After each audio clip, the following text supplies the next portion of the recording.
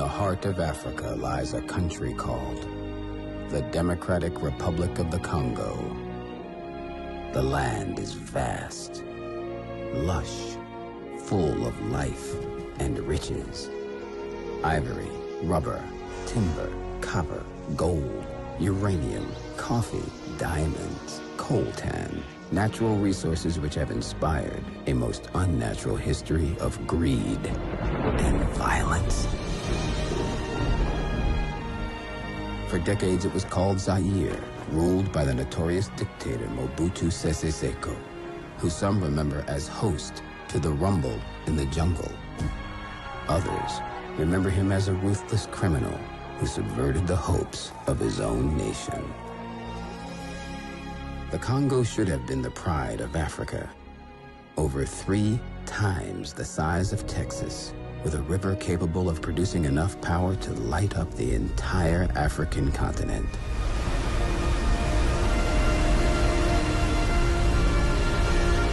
Instead, its people are among the poorest in the world, and many are likely to die an unnatural death.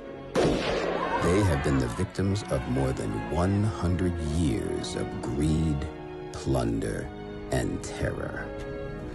The legacy of a man who had never even gone upriver.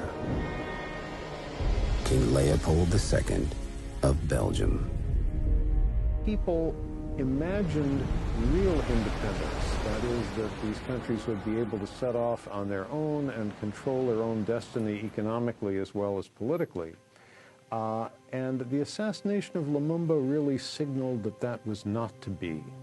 Because for Belgium, as for the other major European colonial powers like Britain and France, giving independence to an African colony was okay for them as long as it didn't disturb existing business arrangements, as long as the European country could continue to own the mines, the factories, the plantations. Well, okay, let them have their politics. But Lumumba spoke very loudly, very dramatically, saying Africa needs to be economically independent as well. And it was a fiery speech on this subject that he gave at the actual independence ceremonies, June 30th, 1960, where he was replying to an extremely arrogant speech by King Baudouin of Belgium. It was a speech he gave on this subject that I think really began the process that ended 2 months later with the CIA, with White House approval, decreeing that he should be assassinated. The CIA had developed a program to assassinate Lumumba under Devlin's encouragement and management. The program they developed, the operation didn't work. They didn't follow through on it. It was to give poison to Lumumba. And they couldn't find a setting in which to get the poison to him successfully in a way that it wouldn't appear to be a CIA operation. I mean, you couldn't invite him to a cocktail party and give him a drink and have him die a short time later, obviously. And so they gave up on it. They got cold feet. And instead, they handled it by the chief of station talking to Mobutu about the threat that Lumumba posed, and Mobutu going out and killing Lumumba, having his men kill Lumumba.